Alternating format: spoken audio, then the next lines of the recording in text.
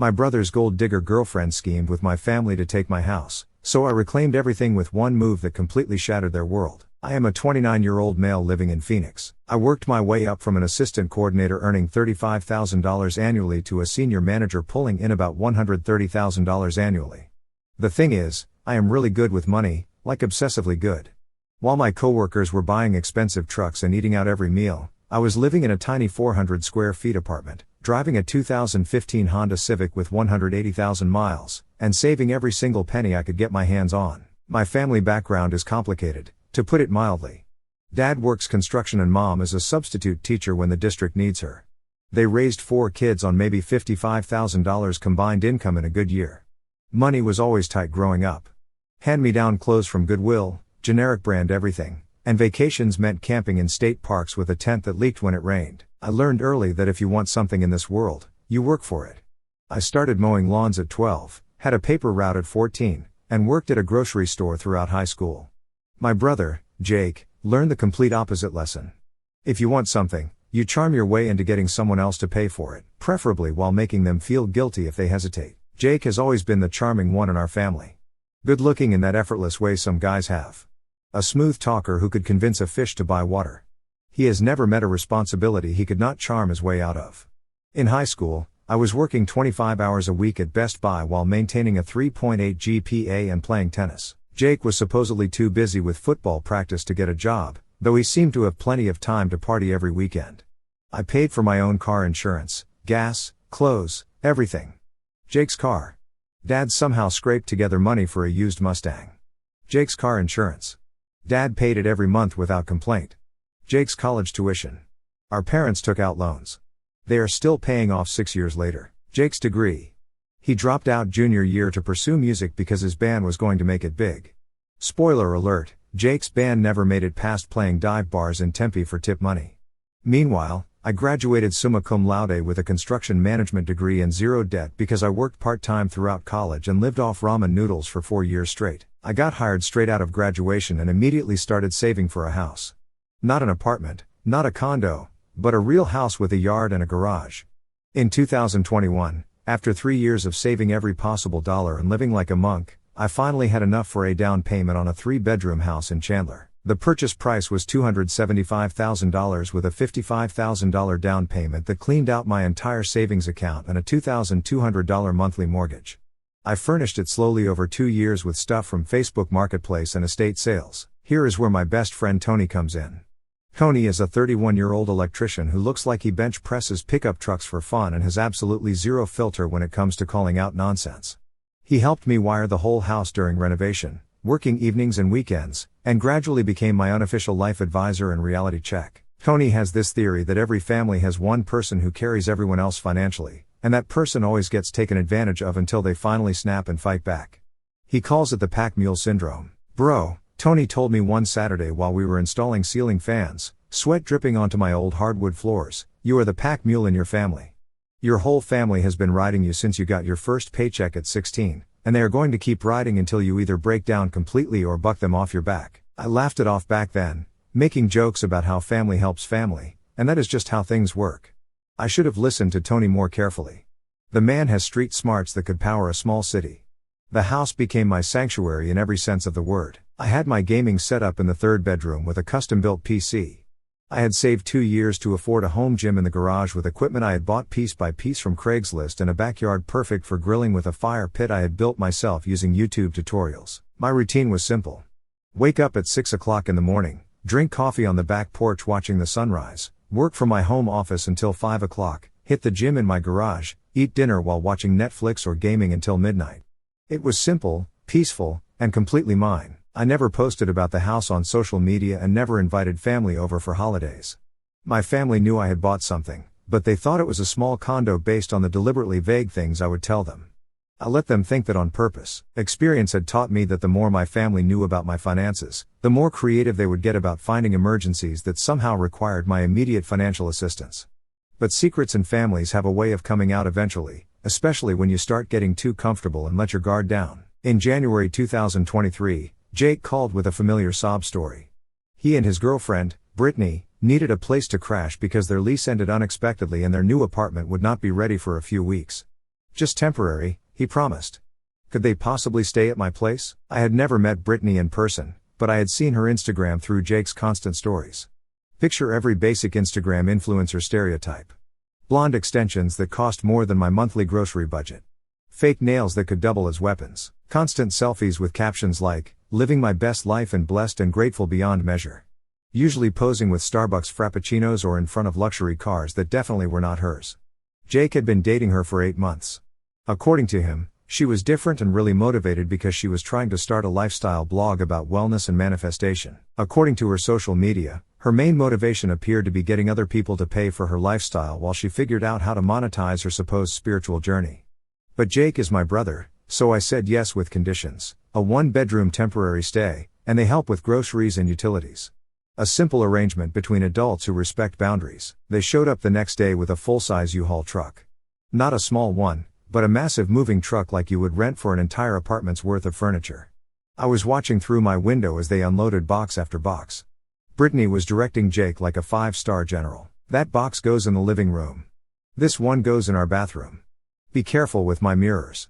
That is my essential oils collection. Our bathroom. Day 1, hour 1, and she was already claiming territory. Tony happened to be there fixing an electrical outlet and started laughing when he saw the truck size. "Bro, you see what is happening here? That is not a temporary stay. That is a hostile takeover. Nobody packs that much for a few weeks." Brittany walked into my house wearing a crop top that probably cost more than my grocery budget, fake Gucci slides and sunglasses indoors like she was hiding from paparazzi. The first thing out of her mouth was, "Oh wow, this place is actually pretty nice. We could definitely make this work long term if we wanted to." Make what work long term? They were supposed to be there for 3 weeks maximum. She immediately started rearranging my living room without asking, moving my gaming chair for her massive pink velvet ottoman that looked like it belonged in a French bordello. She took down my carefully selected movie posters and put up live, laugh, love canvas art and motivational quotes about manifesting abundance. She set up an elaborate skincare routine on my bathroom counter with serums, masks, and electronic devices making weird humming noises. "Don't worry about the changes," she told me with a patronizing smile. "I am basically an interior designer. I studied it for a semester in community college before I found my true calling. I did not ask for interior design help. I had spent 2 years getting my place exactly how I wanted it." By day 3, she was ordering DoorDash twice daily and having me sign for it since she was too busy creating content. By day 5, she had given my address to her nail salon for mobile manicures in my living room while I was trying to work. By day 7, she was hosting Instagram live streams, talking to her 3,000 followers about manifesting abundance in our new space. Our new space, not my house, where she is a temporary guest. Tony started calling her Princess Parasite and making bets on how long it would take her to completely take over. "Give it 2 months, max," he predicted. "She will have redecorated your bedroom, and be charging you rent to live in your own house." Then Jake lost his job in February. He had been working at a car dealership, making decent money, but apparently telling your sales manager to chill out and stop micromanaging when asked to show up on time is frowned upon in professional environments. Now they were both unemployed, living in my house, eating my food, using my utilities, and showing no signs of looking for jobs or moving out. Brittany's response to Jake losing his job: "This is actually perfect timing. The universe is clearly telling us something. Now you can focus on your music while I build my brand." Her brand consisted of posting thirst traps on Instagram, trying to get free products by claiming she was an influencer, and making TikTok videos about morning routines involving 20 different supplements she could not afford. 3 weeks turned into 6 weeks. 6 weeks turned into 12 weeks. Every time I brought up their move-out date, Brittany would get teary-eyed about how stressed she was finding the perfect place. The rental market was so crazy and everything decent was so expensive, they just needed more time. Meanwhile, they were living like they owned the place. Brittany's friends came over for content creation sessions using my house as a backdrop. She ordered packages to my address daily and painted one of my guest room walls pink without asking because it needed more feminine energy for proper manifestation. Tony started documenting everything with photos. "Trust me," he said while photographing the pink wall. "You are going to need evidence when this inevitably goes to court. This girl is playing the long game, and you are the target." I thought he was being overly dramatic. Turns out Tony is basically a prophet when it comes to reading people. By month 8, I was completely losing my mind. My peaceful sanctuary had become a chaos zone that smelled like essential oils and entitlement. Brittany treated me like live-in building maintenance, constantly asking me to pick up her packages while I was working, To be quiet during her content creation time, which conveniently overlapped with my work hours, and to keep my gaming volume down because it disturbed her meditation and chakra alignment sessions. She also started making increasingly bold comments about the house itself. You know, Jake, this place has such good bones and potential. With the right vision and strategic investment, it could be worth so much more. And it is such a shame to see a space with this much potential being underutilized by someone who does not really understand interior design and feng shui. Underutilized. I live here every single day. I work here. I pay for every square inch of it. The breaking point came when I got home early one Thursday and found Brittany giving a complete house tour to her friend Madison, who was filming everything with professional lighting equipment and multiple camera angles. And this is the kitchen, which obviously needs a complete gut renovation, but it has really good bones. The master bedroom is absolutely huge. Jake and I are already planning how we will redecorate when we officially take over ownership. We are thinking of knocking out this wall to create a walk-in closet. When they officially take over ownership, what does that even mean? I cleared my throat loudly from the doorway. Brittany jumped 3 feet in the air like she had been caught red-handed stealing something, which she basically was. Oh, hey, you are home super early. I was just showing Madison around our place and giving her decorating ideas. Our place, not my house, where she is a temporary guest who had already overstayed her welcome. Take over ownership? I asked, keeping my voice carefully neutral. She got this deer in the headlights look, then quickly recovered with her practiced Instagram smile. Oh, that. I just meant when we eventually find our own place, we want something with a similar layout. You know, for reference and inspiration. Complete nonsense, but I just nodded and watched Madison pack up her professional equipment. That night, I overheard them talking through the thin walls. I was not trying to eavesdrop, but Brittany's voice carries when she gets excited about her schemes. I am telling you, Jake, this situation is absolutely perfect for us. Why would we even bother getting our own place when we could just stay here permanently? He is basically letting us live for free anyway, and he obviously does not know what to do with all this space. Jake responded, I do not know, babe. It is his house. He worked really hard to buy it. Brittany replied, for now, it is his house technically, but think about it logically. He is single, no kids, works all the time, barely uses half the space. We are the ones actually living here, making it feel like a real home. Plus, with a baby on the way. Wait, hold up. What did she just say? Your parents already love me way more than they have ever liked him. And families help families, right? Especially when there is going to be a grandchild involved. Their first grandchild. She is pregnant. Since when? Jake asked. You really think they would actually help us get the house somehow? Brittany continued, baby, your brother makes serious money and spends it on nothing but video games and computer equipment. Your parents have been worried about him being alone forever, probably dying single and childless. A house this big for one antisocial person. That is just selfish and wasteful, especially when their son is trying to start a family and provide them with grandchildren. I recorded this entire conversation on my phone, hands shaking with anger. Tony was absolutely right about needing evidence. The next morning, Brittany announced the pregnancy with all the subtlety of a freight train. She accidentally left a positive pregnancy test on the kitchen counter where I would definitely see it. Then acted all surprised when I noticed it. Oh my gosh, you were not supposed to see that yet. We wanted to tell the whole family together. Jake was grinning like he just won the lottery instead of getting trapped by a professional manipulator. Surprise, bro. You are going to be an uncle. Isn't this amazing? I faked enthusiasm while internally screaming and planning my escape route. That weekend, they invited my parents over for dinner at my house, using groceries I paid for without asking me. I came home to find my parents at my kitchen table while Brittany played perfect hostess. She was in full performance mode, wearing a flowy maternity dress that emphasized her barely there bump.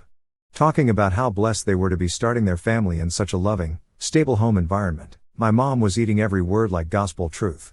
Oh, Brittany, you are just glowing. And this house is just absolutely perfect for raising children. Brittany replied, I know, right? Jake and I were just saying how this feels like our forever home. We could really see ourselves building a whole life here, raising our kids in this neighborhood. Building a life in my house, raising kids in my house, kids plural. Dad started talking about how expensive it is to raise kids these days, and how hard it is for young couples to get started. Brittany nodded along sympathetically, occasionally placing her hand on her stomach, looking overwhelmed. It is just so stressful, she said with practiced vulnerability. Houses like this are completely out of our budget range. Everything we can afford is just not suitable for raising a baby safely. She was laying the groundwork perfectly. I could see the manipulation happening in real time, and my parents were falling for every single word. After dinner, Mom pulled me aside. "That girl is absolutely perfect for Jake. She is going to make such a wonderful mother. You are so lucky to have them here. This house was honestly way too big for just you anyway." I bit my tongue hard enough to taste blood and just nodded along. Tony stopped by later after my parents left and I filled him in on everything. He was not even surprised anymore. "Called it months ago. Princess Parasite found her mark, analyzed the family dynamics, identified all the weak points, and now she is moving in for the kill. Question is, what are you going to do about it?" I did not know yet, but I was definitely starting to get some very specific ideas. The baby shower happened on a Saturday in April. Originally, it was supposed to be at my parents' house, but Brittany somehow convinced them that my place would be so much more spacious and perfect for photos and would really show how much family means to all of us. Of course, she did not ask me directly. She had Jake approach me with the request, framing it like they were doing me a massive favor by letting me host this wonderful family celebration. "Brittany thought it would be really special to have the shower at your place since you have been so generous letting us stay here. Plus, she has been working so hard to make the house look amazing for the professional photos she is having taken." Make the house look amazing. It is my house. It already looked exactly how I wanted it to look. But somehow, I ended up agreeing to host a baby shower for 30 people while being treated like hired help instead of the actual homeowner. Brittany went into full event planner mode the entire week before, ordering me around like I was her personal assistant. "Can you move your car to the street so there is more parking? Can you put all your gaming stuff away so it does not ruin the aesthetic? Can you make sure to stay out of the main areas during gift openings so you do not accidentally photobomb the professional photos? Stay out of the main areas of my own house during a party I was hosting and essentially paying for." Tony showed up early Saturday morning to help set up, but really to watch the chaos unfold and document everything. He brought his girlfriend, Lisa, who took one look at Brittany directing traffic in a $200 maternity dress and immediately understood the assignment. "Oh, heck no," Lisa whispered to me. "That girl is absolutely insane. She is acting like she owns this place, and you are just some servant." The party started at 2 o'clock in the afternoon with pink and gold decorations covering every surface, a 3-tier cake that probably cost more than my monthly food budget, and elaborate games involving guessing baby food flavors, and measuring Brittany's belly with ribbon. Brittany was playing the perfect pregnant princess, graciously accepting gifts like actual royalty. Every other sentence was about how blessed and grateful she was, and how amazing it was to have such a wonderful, stable home to raise the baby in. My mom was eating every single word, talking about how excited she was to finally have a grandchild and how wonderful it was that they had such a stable, loving environment, a stable environment in my house that they did not contribute a penny toward. Then came the moment I will never forget. My mom stood up and tapped her water glass. "I have a very special announcement to make." She pulled out a fancy wooden box with an elaborate ribbon. "Jake and Brittany, this is from all of us in the family. A gift to help you start your family with complete security and stability."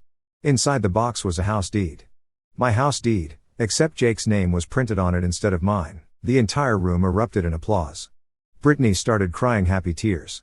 Jake looked genuinely shocked but pleased. My mom was beaming like she just solved world hunger.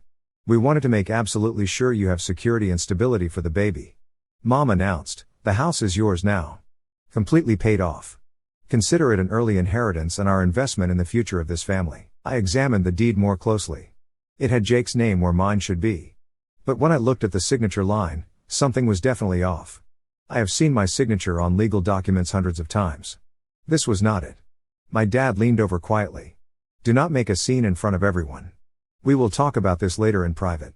You will be fairly compensated for your sacrifice." That is when it hit me like a freight train. They forged this deed. They actually committed identity theft and fraud, forged my signature, and transferred ownership of my house to Jake without my knowledge or consent. I did not make a scene. I just excused myself politely, went to my bedroom, and started making very important phone calls. First call, my lawyer. Second call, a locksmith. Third call, a moving company. Fourth call, Tony.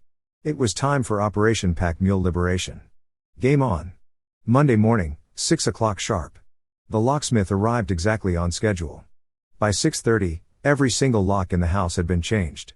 By 7 o'clock, Tony was there with his work truck and 3 of his biggest electrician buddies, all eager to help with what Tony was calling Operation Pack Mule Liberation. Jake and Brittany were still fast asleep when the professional moving crew showed up at 8 o'clock with a full-size truck and enough boxes to pack up a small apartment. I banged loudly on their bedroom door. "Rise and shine. It is moving day. Jake opened the door, looking completely confused and half asleep. What? Moving day? What are you talking about, bro? I replied, you have got exactly 2 hours to pack up all your belongings and get out of my house. Anything left behind after 10 o'clock becomes my property. Brittany appeared behind him wearing a silk robe that probably cost more than most people's monthly rent. Excuse me. This is our house now. You literally cannot just kick us out. I held up my phone, showing the crystal clear recording of their conversation from months ago where she explicitly laid out her entire plan to take over the house. First of all, that deed you got yesterday is completely fraudulent. My signature was forged, which makes it a Class 4 felony in Arizona. Second, you have been trespassing in my house for over a year without paying rent. Third, I have recordings of you planning to steal my property. You have exactly 2 hours. Jake was trying to process this while simultaneously trying to wake up. But the deed, Mom said it was all legal. I cut him off. It is fake. I already called my lawyer and filed a police report. Show me a single mortgage payment, insurance payment, or utility bill with your name on it. Brittany's face was turning increasingly red. You cannot do this to us. I am pregnant. You are literally going to throw a pregnant woman out on the street. I responded, I am evicting a squatter and a wannabe identity thief who happens to be pregnant. The pregnancy is not my problem or responsibility. Tony and his crew started bringing and moving boxes. We are here to help you pack efficiently and safely, ma'am, Tony said, purely for your convenience and to avoid any property damage. The next 2 hours were absolute chaos. Brittany was screaming about how this was illegal. How she was calling the police, how her father was a lawyer who would sue everyone involved. Her father is not actually a lawyer. He sells insurance and drives a 2018 Camry. But she was clearly panicking. Jake was running around frantically trying to pack their massive amount of stuff while also trying to calm Brittany down and figure out what just happened to their perfect plan. My mom showed up around 9:30, absolutely furious. What do you think you are doing? That is their house now. We gave it to them. I calmly showed her the police report I filed for identity theft and fraud. Mom, they forged my signature on legal documents. This is a serious felony. Do you want to be considered an accessory to fraud? Her face went completely white when she realized they had actually committed a crime. Meanwhile, Brittany was having a complete emotional meltdown, crying and screaming about the unfairness of it all. At one point, she dramatically threw herself onto my couch and wailed, "This is so unfair. We were building a life here." Tony could not contain himself anymore. Lady, you were building a life with someone else's money and someone else's house while contributing absolutely nothing except drama and entitlement. That is not building a life. That is being a parasite. By 10 o'clock exactly, they were gone. Brittany was still screaming threats from the driveway while Jake loaded the last of their stuff into the moving truck. She was already posting Instagram stories about being illegally evicted by toxic family members and asking for donations. I watched them drive away from my front window. Tony handed me a cold soda and grinned. Phase 1 complete, he said. What is Phase 2? Phase 2 was where things got really interesting. That evening, I sat down with my laptop and spreadsheet software to compile every single financial account, subscription, and automatic payment I had been covering for my family members over the years. The list ended up being significantly longer than I expected. Over the past several years, I had gradually become the unofficial family bank without really noticing how extensive and expensive it had become. It started small and seemingly reasonable, covering Dad's truck payment when he was injured, then Mom's credit card payment when she overspent on Christmas presents, then my sister's car insurance because she was between jobs. Before I knew it, I was paying for Dad's truck payment every month at $415.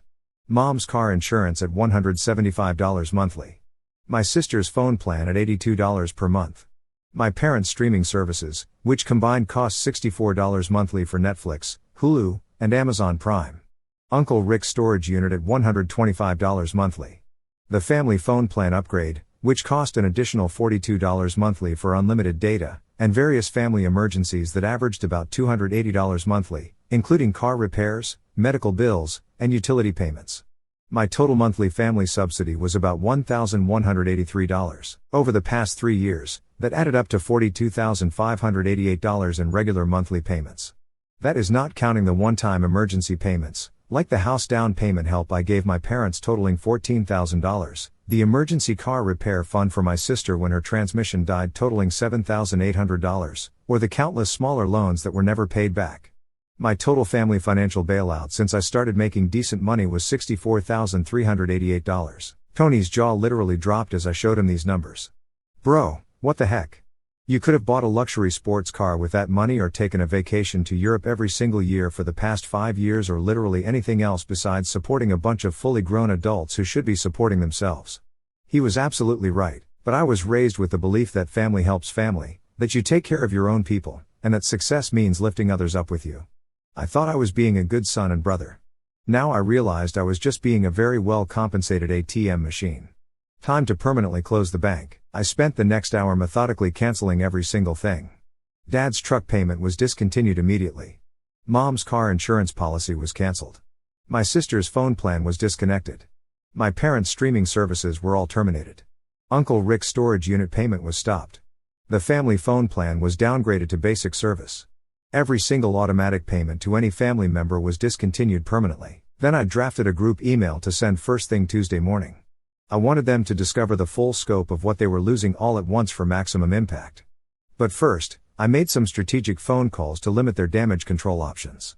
I called Dad's boss at the construction company. "Hey, this is awkward, but I thought you should know someone might be calling, claiming to be my father, asking about emergency loan assistance or advanced pay. My family is having some serious financial issues. Just wanted to give you a heads up." I had the same conversation with Mom's principal at the elementary school where she substitutes and with my sister's current boyfriend's parents. Tony was absolutely dying laughing. "You are scorching the earth behind you." I love it. Tuesday morning, I sent the group email with all the family members copied. The subject line read, "Financial Independence Day." The body explained that after this weekend's events, I decided it was time for everyone to achieve true financial independence. Effective immediately, all automatic payments from my accounts to theirs had been permanently cancelled. All shared services had been discontinued. All emergency financial assistance had ended permanently and all outstanding loans were now due in full with accumulated interest. I attached helpful financial planning resources, including personal budgeting worksheets, local job search websites, and information about government assistance programs they might qualify for. My phone started ringing within 15 minutes of sending that email, cutting them off financially. I did not answer a single call. By week 2, the real consequences hit. Dad's truck was repossessed from the construction site, embarrassing him professionally. Mom's car insurance lapsed and she got pulled over, resulting in a ticket and a court date. My sister's phone got shut off mid-Instagram story, which she considered a personal tragedy. I knew all this because my cousin Amy kept sending updates. Amy is the family gossip coordinator, but she is smart, never asked me for money, and thinks what they did was unforgivable. "Your mom had to take a part-time job at Walmart," Amy texted with a secretly taken photo. "She is working self-checkout, looking absolutely miserable." My mom, who used to brag about her successful son, was now scanning barcodes for $12 an hour. "Your dad is riding the city bus to work now." I saw him at the stop, looking completely defeated. Jake and Brittany are living in her parents' basement, paying rent. Brittany is crying on Instagram and started a GoFundMe for apartment deposits. The GoFundMe raised exactly $47 after 2 weeks. Hilarious. Week 3 brought waves of desperate calls. My sister called from work since her phone was shut off. I think there has been a huge misunderstanding. Mom left a voicemail about discussing this like reasonable adults. Dad tried, "Your mother is crying herself to sleep every night." I did not call anyone back. I was done being their emergency contact for self-created problems. Week 4, they showed up for a full family intervention. I was expecting this, so I had installed a Ring doorbell and security cameras. Tony was over for UFC fight night, grinning like a maniac while recording everything. The whole family was assembled on my porch like they were there for a funeral. Brittany was wearing an oversized sweater to emphasize her pregnancy bump, practicing her most pathetic expression. "What do you want?" I asked through the intercom without opening the door. "We want to talk as a family," Mom said. "The same family that committed identity theft against me?" Jake spoke up after Brittany elbowed him. "Bro, we are literally living in Brittany's parents' basement, paying $800 rent plus utilities. We cannot afford it long term." I replied, "Here is how we work this out. First, Jake and Brittany publicly apologize on social media for attempting to steal my house and admit they forged the deed.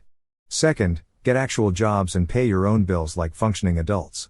Third, pay me back every penny I've loaned or gifted."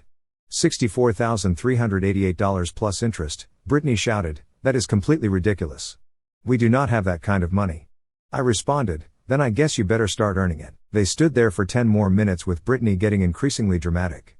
She actually sat on my porch steps crying about how stress is dangerous for the baby and how I would be responsible if something bad happened. I did not acknowledge the manipulation attempt. Week 6 brought the real begging campaign. Brittany texted from her mom's phone with a hospital bed photo. I had to go to the emergency room because of severe stress. I screenshotted it and sent it to Tony with level 10 manipulation attempt in progress. He responded, "Do not fall for it. Princess Parasite is pulling out all the stops." She tried again. "Do not you care about your own niece or nephew? What kind of uncle abandons family?"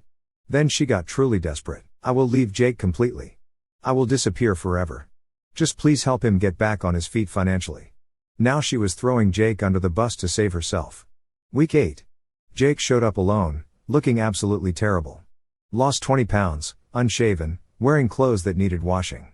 "Can I please come in just to talk for 5 minutes?" I let him in, recording everything for legal protection. Jake sat on my couch staring at his hands for a full minute. "She left me," he said finally. "What?" "Brittany left me last week. Moved back in with her ex-boyfriend from college. Says the baby probably is not mine anyway." Plot twist. I genuinely was not expecting that. She was cheating the whole time, getting money from him, from me, probably from other guys, too. I am just the one stupid enough to try getting her an entire house. He looked up with tears in his eyes. "You were completely right about her from the beginning. She was using me, using all of us.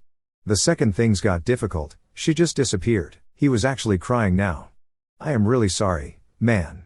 I genuinely messed up. I know I took advantage of your generosity and let her manipulate me into doing something terrible to you. And that is when I realized I had completely won. Not just the house situation, but everything." I sat down across from him. "Jake, you want to earn back even a tiny bit of my respect? Get any job, work 6 months straight without asking anyone for financial help. Prove you can actually take care of yourself. Then maybe we can talk about slowly rebuilding some kind of relationship."